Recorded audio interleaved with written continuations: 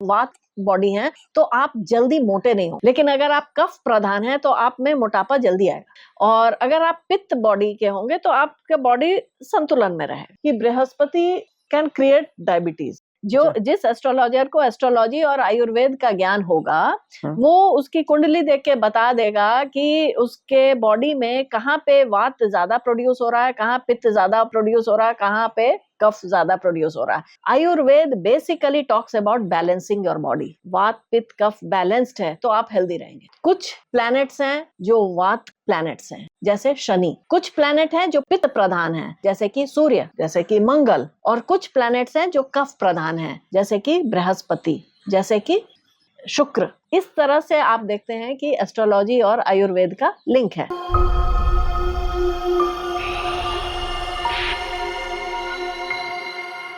नमस्ते दोस्तों, मेरा नाम है विजय ठाकुर और मैं स्वागत करता हूं आपका आपके YouTube चैनल इंडिया हर्ट्स में। ये हमारा अनुपमा जी के साथ दूसरा सीरीज है, दूसरा एपिसोड है। पहले एपिसोड में हमने आपको बताया कि एस्ट्रोलॉजी क्या होता है, एस्ट्रोलॉजी का क्या हमारे बॉडी पे, हमारे शरीर पे, हमारी ज़िंदगी पे इन्फ्लुएंस हो सकता है। आज हम अनुपमा जी से बात करेंगे आयुर्वेदा को लेकर के, और आयुर्वेदा का एस्ट्रोलॉजी से क्या रिश्ता है। बहुत कम लोगों को पता है एस्ट्रोलॉजी और आयुर्वेदा का चोली दामन का साथ है, और हमें ये बताएंगे अनुपमा झा जी। अनुपमा जी, आपका बहुत बहुत स्वागत है दूसरी बार हमारे पास समय देने के लिए। अनुपमा जी, सबसे पहले तो हम देखते हैं कि आयुर्वेदा है क्या। धन्यवाद विजय जी मुझसे बातचीत के लिए। और आयुर्वेदा आयु से रिलेटेड वर्ड है। आप अपनी आयु को कैसे बढ़ा सकते हैं तो बाद की बात है, कैसे आप अपने को हेल्दी रख सकते हैं, कैसे आप अपने को स्वस्थ रख सकते हैं, उसकी साइंस है। बोलते रहो। और ये एक ऐसी साइंस है, अगर आप अपने को नेचुरल चीज़ों से अपने उसके लिए सबसे पहले अगर आप अपने शरीर को समझ लेते हैं और अपने शरीर के प्लसेस एंड माइनसेस को समझ लेते हैं और नेचुरल चीज़ें से अपने शरीर को स्वस्थ रख सके। नेचुरल चीज़ों से मेरा मतलब है फूड, खान पीन। अपने खाना पीना को आप अपने शरीर के स्ट्रेंथ के हिसाब से बनाएं, और उसमें खाना पीना के साथ योग और प्राणायाम को बैलेंस करके अगर आप चलेंगे।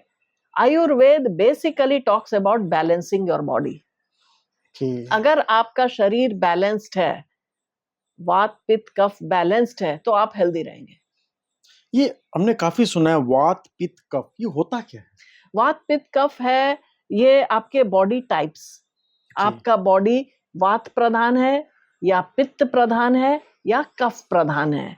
ये प्रधानता कैसे आती है, इसमें एस्ट्रोलॉजी का लिंक आ जाता है। कुछ प्लैनेट्स हैं जो वात प्लैनेट्स हैं जैसे शनि, प्रेडोमिनेंटली वात प्लैनेट है।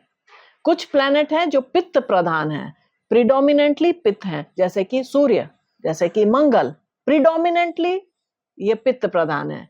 और कुछ प्लैनेट्स हैं जो कफ प्रधान हैं, प्रिडोमिनेंटली कफ है जैसे कि बृहस्पति, जैसे कि शुक्र या चंद्रमा। ये तो इस तरह से आप देखते हैं कि एस्ट्रोलॉजी और आयुर्वेद का लिंक है, चोली दामन का साथ है। बिल्कुल बिल्कुल। वात प्रधान में क्या होता है? वात प्रधान वाले जो होते हैं वो उनके बहुत सारे क्वालिटीज होते हैं, उनके फेशियल फीचर्स डिफरेंट होंगे अगर वात प्रधान है। एक तो ये समझ लीजिए विजय जी, कोई भी कंप्लीट वात, कंप्लीट पित्त, कंप्लीट कफ नहीं होता है, वो कॉम्बिनेशन होता है। पर कोई चीज उसमें प्रीडोमिनेंट, हाँ, कुछ चीजें प्रीडोमिनेंट होंगी। जैसे मान लीजिए आप वात बॉडी हैं तो आप जल्दी मोटे नहीं होंगे, लेकिन अगर आप कफ प्रधान हैं तो आप में मोटापा जल्दी आएगा। और अगर आप पित्त बॉडी के होंगे तो आपका बॉडी संतुलन में रहेगा। ठीक है, अब ये देखना पड़ेगा फिर आप उसमें और डिटेल में डेप्थ में जाएंगे तो आपको पता चलेगा। अब वात वालों को जो अक्सर करके देखा है मैंने, प्रॉब्लम जो आती है वो है आर्थराइटिस। ओके। आर्थराइटिस, पैरालिसिस, इस तरह की बीमारियां हो सकती हैं वात प्रधान को। वात प्रधान को। जो पित्त प्रधान होगा, एक तो उसको गुस्सा बहुत आएगा, हाई ब्लड प्रेशर, क्योंकि उसको गुस्सा, पित्त, एसिडिटी टेंडेंसीज है बॉडी में, पित्त बनेगा, पित्त बाइल प्रोड्यूस करेगा, उसको गुस्सा बहुत आएगा। तो गुस्सा बहुत आएगा तो हाई बीपी के चांसेस बढ़ जाते हैं, फोड़े फुंसी के चांसेस बहुत बढ़ जाते हैं, कैंसरस ग्रोथ के चांसेस बढ़ जाते हैं। और अगर आप कफ प्रधान हैं तो एक तो मोटापा, ओबेसिटी, जल्दी, तो ओबेसिटी के कारण से जो प्रॉब्लम्स हो सकती है, और आपको ठंड लगने की दिक्कत आ सकती है, तो आपको जुकाम, सर्दी जुकाम, बलगम, कफ, ये बनने के बॉडी में टेंडेंसीज हो जाते हैं। ओके। तो सबसे पहले एक आम आदमी को कहें कि उसको पहले ये पता होना चाहिए कि वो कौन सा प्रधान है, वो पित्त प्रधान है, कफ प्रधान है, और ये बताएगा कौन? एस्ट्रोलॉजर तो बता देंगे। जिस एस्ट्रोलॉजर को एस्ट्रोलॉजी और आयुर्वेद का ज्ञान होगा, वो उसकी कुंडली देख के बता देगा कि उसके बॉडी में कहाँ पे वात ज्यादा प्रोड्यूस हो रहा है, कहाँ पित्त ज्यादा प्रोड्यूस हो रहा है, कहाँ पे कफ ज्यादा प्रोड्यूस हो रहा है। मान लीजिए एक एग्जांपल देती हूँ, मैंने अभी आपको बताया कि जो बृहस्पति, शुक्र और चंद्रमा, ये तीनों कफ प्रधान है। ठीक है। अब आप कफ प्रधान, अब कहाँ पे चंद्रमा, अब किसी का चंद्रमा मान लीजिए 4th house, which is the region of your chest, chest region में चंद्रमा प्लेस्ड है आपकी कुंडली में। ठीक। वो इंसान आके बोलेगा कि मुझे बार बार चेस्ट कंजेशन हो जाता है, मुझे रेस्पिरेटरी ट्रैक्ट का इशू होता है, जस्ट वहां पे कफ प्रधान प्लैनेट प्लेस्ड है। कोई कहेगा आके कि मुझे ये है, डायबिटिक हूं मैं, तो हम देखते हैं उसकी कुंडली में कि Brihaspati can create diabetes. Brihaspati की दृष्टि 9वें भाव में तो नहीं है, या बृहस्पति खुद 9वें भाव में तो नहीं है, अगर होंगे तो आपको डायबिटीज होने के चांसेस है। अगर आपका चेहरा बहुत पतला सा है, कमजोर सा है, तो लगेगा कि यहाँ कोई वात प्रधान प्लैनेट बैठा होगा, जैसे शनि। अगर आपका चेहरा बहुत सूजा हुआ नहीं, भरा हुआ चेहरा है, गोल मटोल है, तो चंद्रमा हो सकता है, बृहस्पति हो सकते हैं, शुक्र हो सकते हैं। तो आपको देखना पड़ता है कि कौन से प्लैनेटरी पोजीशन, आपकी कुंडली में जो प्लैनेटरी पोजीशन है, उसके बेसिस पर हम बता सकते हैं कि आप में क्या प्रधानता है और आपको कौन सी बीमारी होने के चांसेस हैं। जरूरी नहीं है कि आपको बीमारी हो, लेकिन चांसेस हैं। तो आप रेमेडियल मेजर ले लीजिए, आप रेमेडी कर लीजिए उसके लिए। इसका मतलब अगर मुझे स्वस्थ, सुंदर, हेल्दी और बिना बीमारी के रहना है, तो पहले मुझे कुंडली दिखानी चाहिए, फिर मुझे देखना चाहिए मेरा कौन सा प्रधान है, मैं किस प्रधान उसमें कैटेगरी में आता हूँ, और फिर मुझे क्या रेमेडियल मेजर्स लेने चाहिए। तो जी, इसमें एक बात बता दूं, जरूरी नहीं है कि आप किसी एस्ट्रोलॉजर के पास जाएं। अगर मान लीजिए आप एस्ट्रोलॉजर को बाईपास करके डायरेक्ट आयुर्वेदाचार्य के पास भी जाना चाहते हैं, तो वो भी आपके नाड़ी परीक्षण करके बता देगा, नाड़ी परीक्षण करके बता देगा कि आप कफ प्रधान है, वात प्रधान है या पित्त प्रधान है। नाड़ी परीक्षण से होता है। और ये वाली नाड़ी, जो सिंपल नाड़ी, जो डॉक्टर्स, जो मेडिकल डॉक्टर्स भी लेते हैं, लेकिन डिफरेंस है कि क्या वो देखते हैं। जो आयुर्वेदाचार्य होंगे वो देखेंगे कि आप क्या प्रधानता है आपके शरीर में, वात पित्त कफ किसकी प्रधानता है, उसके बेसिस पे फिर वो आप अपनी बीमारी बताएंगे और फिर वो उसका रेमेडी बताएंगे। हाँ, तभी पुराने टाइम में जो थे, जो भी आयुर्वेदा के हमारे जो क्या कहते हैं उनको, डॉक्टर्स पुराने जो डॉक्टर्स होते थे, वो कुछ नहीं करते थे, वो केवल आंख बंद करके नाड़ी परीक्षण, नाड़ी से वो ये भी बताते थे कि लेडी प्रेग्नेंट है, नहीं है, कौन सा बीमारी है, ब्लड प्रेशर कैसा है, कैसा नहीं है, केवल नाड़ी देख करके। नाड़ी परीक्षण, नाड़ी परीक्षण अपने आप में एक बहुत उत्कृष्ट चीज है, जो आपको मेडिकल साइंस से रिलेटेड चीज है, और आपके शरीर के बारे में काफी कहानी बता देती है नाड़ी। ओह, और ये केवल आयुर्वेदा में ही होता है या एलोपैथी वगैरह में भी ऐसा है? एलोपैथी में मुझे तो याद आता है कि पुराने जमाने के जो हमारे डॉक्टर्स थे, एलोपैथ डॉक्टर्स थे, वो तो नाड़ी परीक्षण करते थे। वो बेसिकली जो मैं समझती हूँ वो इसलिए देखते थे कि आपके रक्तचाप को देखने के लिए, ब्लड प्रेशर को देखने के लिए, शायद शायद मैं तो प्रैक्टिसिंग डॉक्टर भी नहीं हूँ, प्रैक्टिसिंग आयुर्वेदाचार्य भी नहीं हूँ, लेकिन थोड़ा बहुत जो ज्ञान है उसके बेसिस पर कह रही हूँ। जैसे आप नाड़ी देखते हैं तो उसमें क्या पता क्या चलता है? ये पता करते हैं कि आप वात प्रधान है कि पित्त प्रधान है कि ये कफ प्रधान है, उसके बेसिस पे आपको मेडिसिन दी जाएगी। तो नाड़ी की मूवमेंट कैसी होती है? नाड़ी की कोई मूवमेंट नहीं होती है, आपके हाथ के मूवमेंट, वो नाड़ी और पकड़ने के तरीके से और उस पे प्रेशर देके आपको जो धड़कन आएगी ना, नाड़ी की जो धड़कन होती है उससे हम पकड़ते हैं। ओह, और ये सारे आयुर्वेदिक डॉक्टर कर सकते हैं या कुछ ही कर सकते हैं? नहीं, ये तो जिसने भी आयुर्वेद पढ़ा है, जिसने भी पढ़ाई की है, उसको वो कर सकते हैं। ओके, अब हम आयुर्वेदा का, आपने कहा कि आयुर्वेदा के को हम एस्ट्रोलॉजी के साथ रिलेट करके प्रॉब्लम्स का सॉल्यूशन निकाल सकते हैं। जैसे मैं मान के चलता हूँ कि मैं पित्त प्रधान हूँ, ठीक है, मुझे पहली चीज मेरी कुंडली देख के कैसे पता चलेगा, नंबर 1। नंबर 2, मैं क्या करूंगा, खाने में क्या लेकर के आऊंगा, खाने में क्या चेंजेस लेकर के आऊंगा कि मेरी बॉडी में वो एक बैलेंस बना रहे। बिल्कुल। तो आयुर्वेद का सिंपल प्रिंसिपल है कि आप अगर बॉडी को बैलेंस रखेंगे, वात पित्त कफ को बैलेंस रखेंगे, तो आप स्वस्थ रहेंगे। ठीक। तो जब मैं कुंडली देखूंगी आपकी, तो मैं देखूंगी कि किस चीज की प्रधानता है, ठीक है, और उसकी पुष्टि में आपकी नाड़ी परीक्षण करके उसकी पुष्टि में कर लूंगी। वो कंफर्म होना चाहिए। अच्छा, दोनों का रिलेशंस बराबर होना चाहिए। कंफर्म होना चाहिए ना। ठीक। और एक बार वो कंफर्म हो गया तो उसके बेसिस पर मैं आपको कैसा खाना चाहिए। अगर आप पित्त प्रधान हैं, मान लीजिए आप पित्त प्रधान हैं, तो आपको कफ और वात को भी साथ में लाना होगा ताकि ये बैलेंस्ड रहे। और उसके बाद आपको कुछ योग करने होंगे और कुछ प्राणायाम ऐसे करने होंगे, और कुछ प्राणायाम नहीं करने चाहिए अगर आप पित्त प्रधान हैं। जैसे कोई भी प्राणायाम जिससे आपका ब्लड प्रेशर बढ़ सकता है, वो आपको नहीं करना चाहिए, क्योंकि आप पहले ही हाई बीपी हैं। हाँ, पहले ही आप पित्त प्रधान हैं, आपके शरीर में गर्मी है।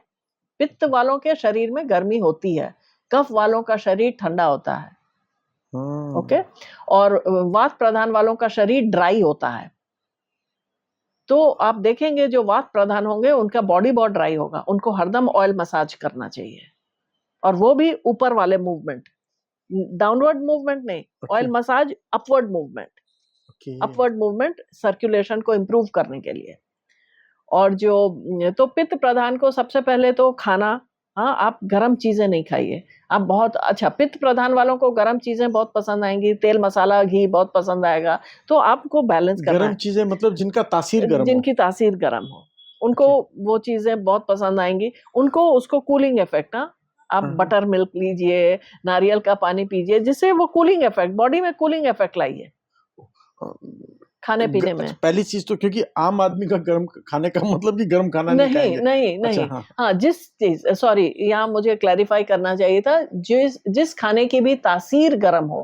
वो कौन कौन से खाने होते हैं? तो वो आपको समझना होगा, वो आयुर्वेदाचार्य आपको बताएंगे। जैसे मान लीजिए सिंपल टर्म्स में, गरम मसाला जो भी होगा वो उसकी तासीर गर्म होती है। ठीक है, तो आपको गरम मसाला, कौन सा गरम मसाला लेना चाहिए। गरम मसाला में भी कुछ मसाले हैं जिसकी तासीर बहुत गरम नहीं होती है, तो आपको वो लेना है। So that you have to understand from an ayurvedacharya. And उसके बाद फिर आप वैसी चीजें लीजिए और जो आपके योग करिए। कुछ ऐसे योग हैं जिससे बॉडी में नेचुरली गर्मी प्रोड्यूस करता है, जैसे कि भस्त्रिका प्राणायाम। ये आपके बॉडी को गर्म करेगा। कपालभाति आपके बॉडी को गर्म करेगा। You should avoid. अगर पित्त की वजह से आपको प्रॉब्लम्स हो रही हैं, देन यू शुड अवॉइड। अगर आप मान लीजिए आपको हाई बीपी वालों को जो योगा टीचर्स होते हैं वो कहते हैं कि आप मत करिए कपालभाति। तब इसमें फिर देखना पड़ता है कि how much is too much. मतलब मैं कपालभाति, मैं पित्त प्रधान हूँ, मैं कपालभाति करना चाहती हूँ, लेकिन मुझे कितना करना चाहिए और कितना नहीं करना चाहिए वो मुझे समझना है, और वो आपको एक्सपर्ट ही बताएगा। और वो एक्सपर्ट ही बताएगा। ओके, ये तो हो गया पित्त प्रधान में, लेकिन और अब वात प्रधान। वात प्रधान वाले लोगों को देखिए, उनको गैस बनने की टेंडेंसी बहुत होती है, तो उनको आप गैस कैसे नहीं बने, again you have to balance it, because वात बढ़ गया। अब जैसे विंटर, वात ऑल्सो, कोई भी vata pitta kapha also differs according to your dasha mahadasha. अब जैसे मैं आपको बता दूं, मैं दशा महादशा मतलब एस्ट्रोलॉजी, हाँ, प्लैनेटरी पोजीशन, मैं आपको एग्जांपल दे देती हूँ। मैं प्राइमरीली वात और कफ की कॉम्बिनेशन हूँ, और मेरा अभी चंद्रमा की महादशा चल रही थी, जो कि अब खत्म होने को आया, और चंद्रमा एक कफ प्रधान प्लैनेट है। अब मंगल की महादशा शुरू होगी, और मंगल एक पित्त प्रधान प्लैनेट है, तो मुझे पित्त रिलेटेड इश्यूज हो सकते हैं, लेकिन क्योंकि मुझे मालूम है कि मेरी कुंडली क्या है और अब दशा कौन सी चलने वाली है, पित्त प्लैनेट की दशा चलने वाली है, तो मुझे अपने योग, प्राणायाम, इन सब और खाने पीने के तरीका को मैं चेंज कर लूंगी टू बैलेंस। और मैं ये इसलिए करूंगी क्योंकि मुझे इसकी जानकारी है, और इसलिए हमारे पास जब कोई आते भी हैं किसी प्रकार का प्रॉब्लम लेके, तो मैं ऐसे ही यही सजेस्ट करती हूँ कि how they can change their food habit, their yoga, their pranayama, chakras, सबको बैलेंस करके चलना है। और ये सब बैलेंस हो सकता है अगर आप इन सब चीजों को बैलेंस कर लेंगे ना, आपको जीवन को जीने का और देखने का तरीका भी बदल जाएगा। पित्त प्रधान वाले लोग नॉन वेज ईटर्स, उनको नॉन वेज, मसाला, गरम तली छनी चीजें बहुत पसंद आएंगी।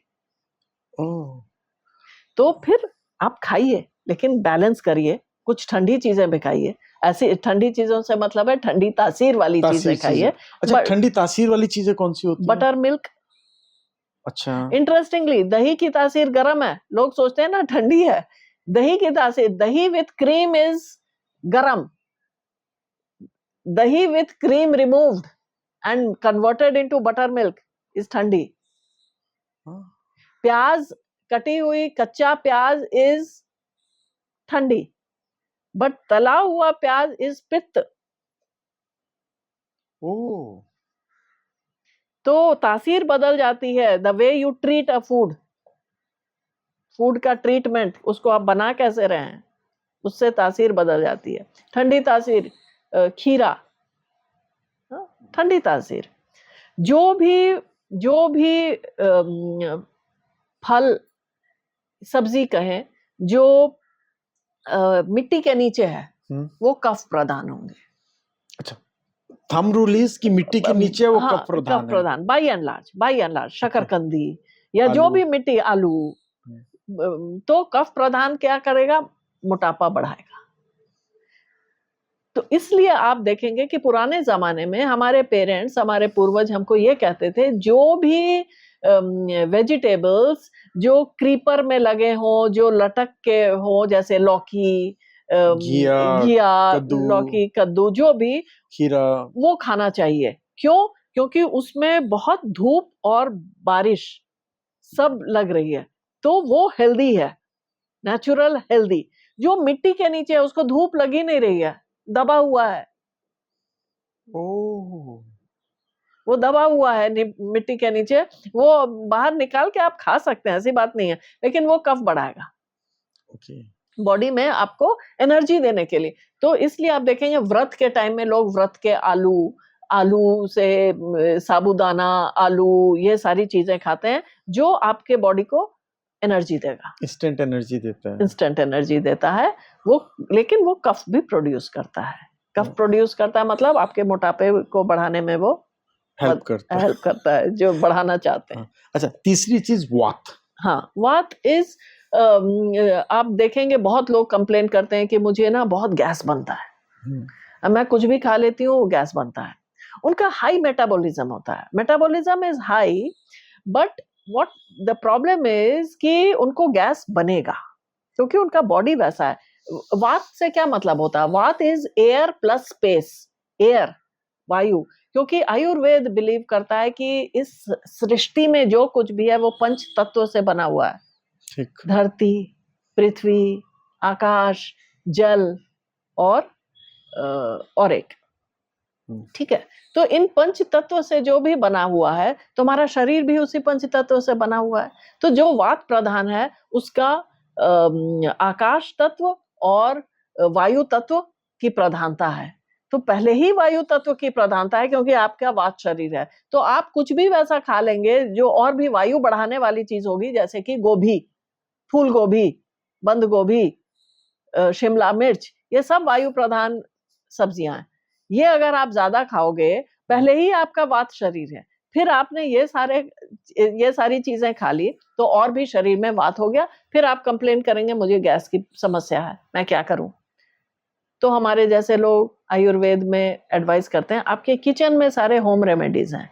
आप जीरा, सौंफ और अजवाइन उबाल के इसकी चाय बना के पी लीजिए. मतलब पानी उबालिए, उसमें जीरा, सौंफ, अजवाइन डालिए, उसको बढ़िया से उबालिए. उसको अगर 1 कप है तो उसको आधा कप बना दीजिए, उसको पी लीजिए, गैस खत्म. Very easy. पिछले 30-40 सालों में इंडिया में खास तौर पे लाइफस्टाइल डिजीज बहुत ज्यादा बढ़ी है. खास तौर पे डायबिटीज, ब्लड प्रेशर, जिन बीमारियों का हमने नाम सुना ही नहीं होता था, आजकल वो बीमारियां बहुत ज्यादा आ रही हैं. इवन कैंसर, किडनी प्रॉब्लम, है ना. इन सब का कारण क्या है?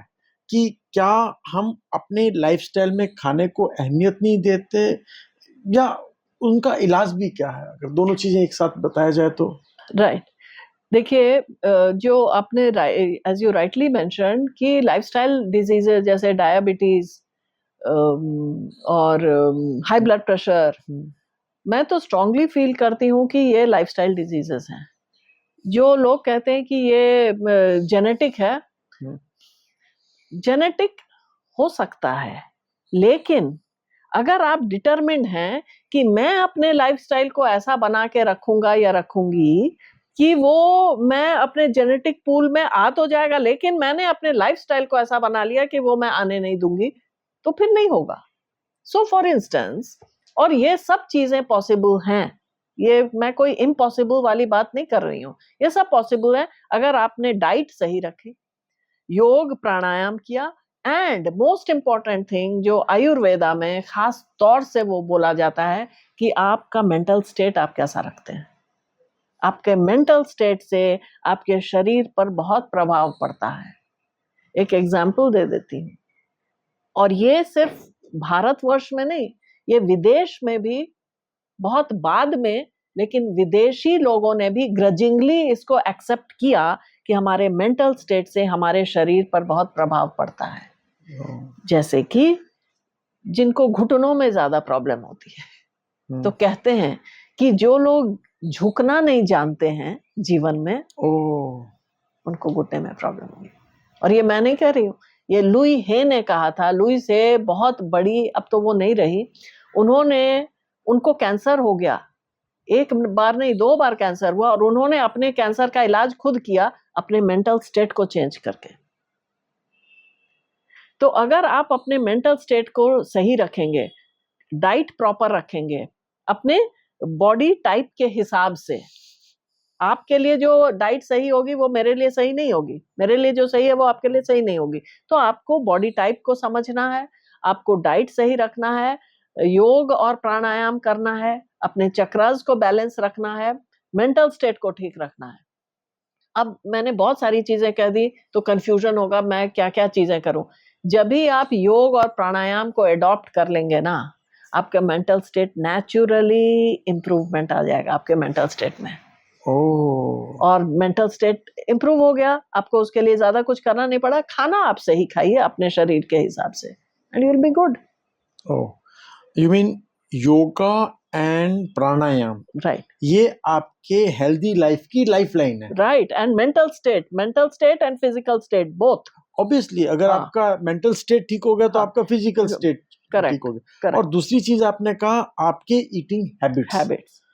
इंडिया में ऐसी कौन सी ईटिंग है, पिछले 4 दशकों में इंडियंस की ईटिंग हैबिट्स में क्या चेंज आया जिसकी वजह से ये लाइफस्टाइल डिजीजेस बहुत ज्यादा हो गई हैं? Right, very good question.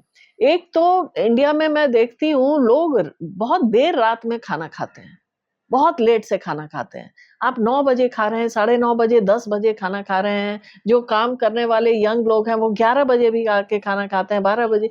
फिर स्विगी जोमेटो से आप ऑर्डर कर करके आधी रात में खाना खा रहे हैं। फिर आपका लिवर काम कब करेगा? आपकी तो पाचन तंत्र ही को आपने खराब कर लिया ना, क्योंकि आपने बॉडी को रेस्ट नहीं दिया। तो एक तो ये, शायद आपने मुझे बताया था कि लीवर ही एक ऐसा ऑर्गन है हाँ, जो जब रात आप सोते हो तब काम तब करता है। रात में वो काम करता है। रात को वो बहुत इफेक्टिवली काम करता है। वो दिन में भी काम करता है, ऐसी बात नहीं है, लेकिन रात को बहुत इफेक्टिवली वो काम करता है। अगर हम दिन में सोते हैं तो हाँ, इफेक्टिवली काम करेगा।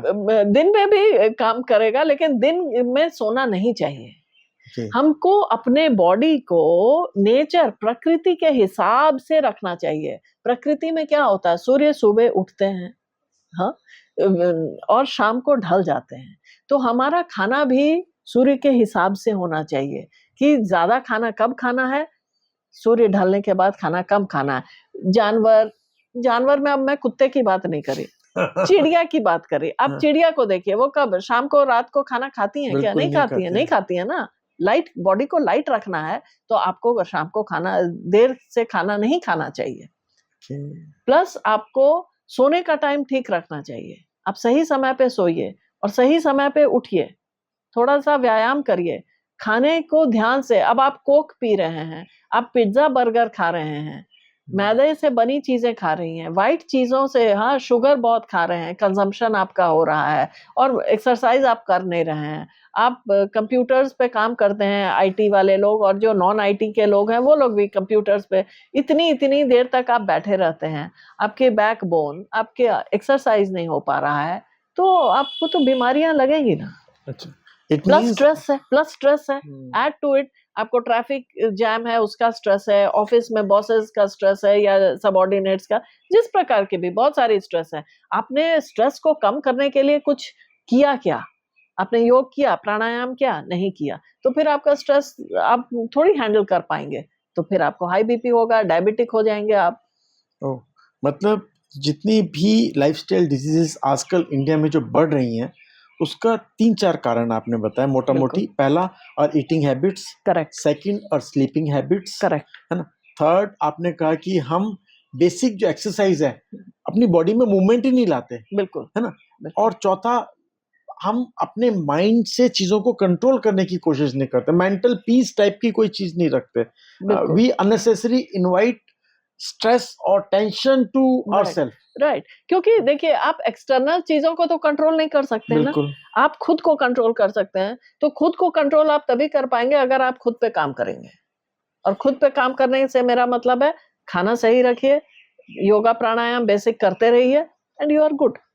इसका मतलब एक आम आदमी को कंक्लूड करते हुए, एक आम आदमी को सबसे पहले अपनी कुंडली बनानी चाहिए, एस्ट्रोलॉजर को दिखाना चाहिए, फिर उसी हिसाब से आयुर्वेदा के पास जाना चाहिए, और वो आपकी ईटिंग हैबिट्स या आपके उसको बताएंगे कि आपको क्या खाना चाहिए, और साथ ही साथ आपको छोटी मोटी एक्सरसाइजेस बताएंगे। आपके खाने के बदलाव में ही आपकी सेहत का राज छुपा है। बिल्कुल बिल्कुल। इसमें यह है कि अगर कोई एस्ट्रोलॉजर के पास ना भी जाना चाहे, अगर चला गया तो बहुत अच्छी बात है, उसको और भी बहुत सारी चीजों का पता लग जाएगा। ना भी जाना चाहे, सिंपल आयुर्वेदिक डॉक्टर के पास भी जाए तो वो भी आपको बता देंगे। मैंने बताया ना, नाड़ी परीक्षण करके वो बता देंगे कि आपका बॉडी टाइप क्या है। उस हिसाब से आप खाने पीने और व्यायाम को एडजस्ट कर लीजिए और बैलेंस कर लीजिए बॉडी को, and you will be good. जो हम हर साल अपनी फुल बॉडी टेस्ट करवाते हैं, चेकअप करवाते हैं, उसके साथ साथ हमें अपना फुल कुंडली और आयुर्वेदिक टेस्ट करवाना चाहिए। मैं तो मेडिकल प्रोफेशनल्स की फैमिली से हूँ, लेकिन मैं खुद आयुर्वेद में मुझे बहुत विश्वास है, और मैं ये सोचती हूँ कि सरकार ने भी आयुष मंत्रालय और आयुर्वेद को प्रमोट कर रहे हैं, जो कि बहुत अच्छी बात है। चलो, आपने अपना समय दिया, बहुत बहुत धन्यवाद, बहुत अच्छा लगा। और मुझे लगता है जितनी आपने इंफॉर्मेशन दे दी वो एक आम आदमी के लिए जो है ना, उसकी लाइफस्टाइल डिजीज को अगर वो चेंज करना चाहे, लाइफस्टाइल को अगर चेंज करना चाहे, तो काफी हद तक अपनी बॉडी, माइंड और लाइफ को कंट्रोल कर सकता है। बिल्कुल बिल्कुल। चलिए, थैंक यू सो मच।